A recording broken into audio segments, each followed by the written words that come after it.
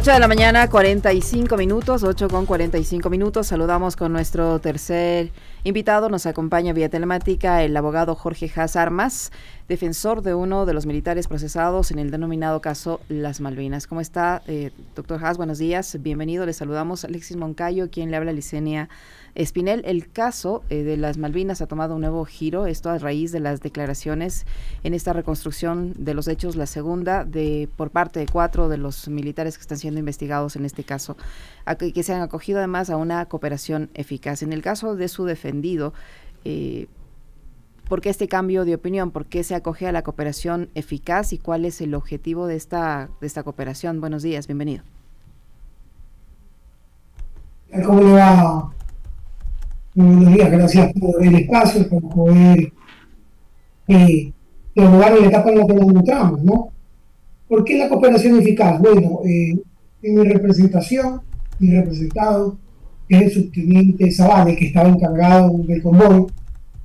Él no se ha sometido a una cooperación eficaz. La cooperación eficaz ha sido por 4 procesados, ¿verdad? De los que fueron separados ya de los demás que se encontraban en la Tacunga. ¿Y por qué importante? Fueron separados y unificados en un mismo lugar a estos 4. Que veo yo que de cooperación y eficaz no tiene nada. Yo creo que la información, valga la redundancia, con el fin de esclarecer el hecho de desaparición, no creo que se me las palabras, busca más que nada un fin de poder atenuar, ¿verdad?, la pena o una posible pena, una posible sanción penal para esas 4 personas que se han acogido a esa cooperación eficaz. Si bien es cierto, se fue al lugar de los hechos para saber si lo que ellos decían tiene una corroboración, pero lo que ellos dicen se va a corroborar entre ellos mismos, es contrario a lo que han manifestado los 11 procesados en contra de estos 4. Entonces han manifestado que dentro del decurso, las versiones, lo que decían ellos también en su momento, es que no hubo maltrato, no se había quitado las prendas y un sinnúmero de detalles que constan en el proceso. Ahora lo que ellos han manifestado es de que existió maltrato por parte de las Fuerzas Armadas y ciertos detalles que por cuestión de la reserva en cuanto a la cooperación todavía no los puedo dar. Pero no llegan a esclarecer realmente para el delito que se persigue, en cuanto a esto es desaparición forzada, elementos importantes. Deben entender de que ya al final del proceso, por intermedio también de la presión social, la presión mediática, estas personas con el temor intenso que les han creado por todos estos factores, se presta para poder decir cosas que realmente no sucedieron, como ellos lo están haciendo desarrollar en esta nueva narrativa.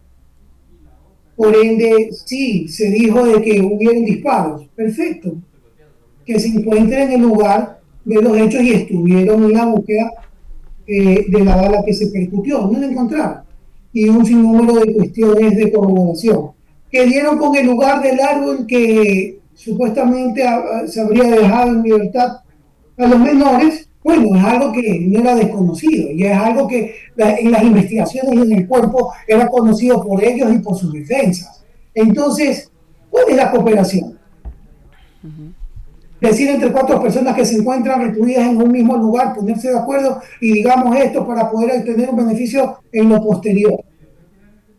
Entonces, creo yo que más allá de generar un poco realmente estas versiones insanas que han creado esta polémica, no se ha dado información veraz para que se la considere como una cooperación eficaz. Pero, doctor, buenos días. Si es que en estos testimonios se esclarece que los niños tuvieron que soportar correazos, patadas, voy a dejar de lado un momento el hecho de que se haya disparado cerca de los chicos, pero que hayan tenido que soportar correazos, patadas, golpes, puñetazos, pisotones en el suelo, y que a uno de ellos le hayan aplicado una llave y que al arrojarlo a la camioneta le hayan partido el cráneo, da cuenta de que los niños no fueron tratados muy bien, como fue lo que señaló en las primeras declaraciones del ministro Lofredo, que dijo que los chicos habían sido bien tratados, que estaban y que habían sido liberados en perfecto estado. O sea, como una persona, un niño, no sé cuál de esos, ¿no?, pero que iban entre los 11 y 15 años, le parten el cráneo y le dejan a la buena de Dios a 40, 50 kilómetros de su casa, abandonado en una vía, lejos de zonas pobladas y urbanas, y se puede decir de parte de las autoridades nacionales se los dejó en buen estado. O sea, creo que sí hay elementos muy valiosos en estas declaraciones. Yo le repito, son 4 declaraciones diferentes al finalizar un proceso de forma desesperada, con el fin de, entre ellos 4, ponerse de acuerdo para tener un beneficio, producto de esta presión, producto, ¿verdad?, del miedo de ellos. ¿Por qué ellos mismos no lo dijeron en su momento y en sus versiones? En su momento que les hicieron las primeras preguntas y las primeras versiones. Lo que demuestran las autopsias periciales y todo eso en memoria de los niños y con el debido respeto de las familias, porque no dejan de ser menores, ¿no? Es que murieron producto de otras cosas diferentes y no hay indicio sobre el tema de estos golpes que se puedan determinar, sino por cursos causales que no tienen que ver con el accionar de los militares. Hay que interrumpir los cursos.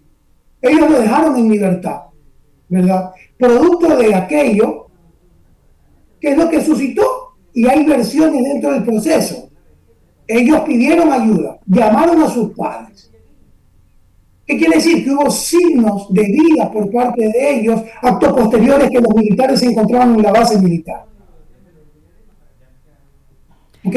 Sobre los golpes y los maltratos, como ellos lo dejaron en perfecto estado, a petición de uno de los mayores que se encontraban ahí, a petición de uno de los chicos que tenía una estatura alta y el que habían solicitado de que por favor los dejen en ese lugar determinado, que no volverían a cometer dichos actos por el cual la ciudadanía los había entregado. Doctor Haas, ¿cuál fue el nivel de participación de su defendido? Usted dice que estas son versiones de 4 personas que buscan de forma desesperada una especie de atenuante en su posible sentencia. ¿Cuál fue la participación de su defendido? Usted dice que su defendido no se ha acogido a la cooperación eficaz, no. pero ¿cuál es el nivel de participación de él? Entiendo que su defendido, me parece, usted dijo, es un subteniente, una persona formada, madura, que pudo haber evitado el desenlace que todos conocemos, que es la muerte de estos niños y en las condiciones en las que se encontraron los restos de estos niños. Digo yo, ¿pudo haber evitado, pudo haber actuado de otra forma? ¿Cuál es el nivel de participación? Si bien es cierto el nivel de participación dentro del rol, debemos entender el deber de garante, es lo que usted me quiere decir. Por supuesto, al ser un elemento de la fuerza pública que tiene que garantizar la seguridad de los ciudadanos, porque es un elemento de la fuerza pública. Entonces, yo no entiendo si es un subteniente, es una persona ya adulta, que ha recibido un entrenamiento, que tiene una educación, que tiene una formación profesional y una formación personal en su casa. ¿Cómo es que no pudo actuar de otra forma para evitar que esto ocurra? Porque efectivamente lo que ocurrió no estaba en presencia de ellos. No le puedes pedir a una persona que se encuentre en un lugar indeterminado poder evitar de que violenten su vida. En este caso, que se los hayan llevado estos grupos o estos GDO, ellos no estuvieron en el lugar. Cosa diferente es de que hubieran ellos entregado a estos grupos, y eso no pasó, porque ellos estuvieron... Por eso le pregunto, doctor Haas, ¿cuál fue el nivel de participación de su defendido en este caso?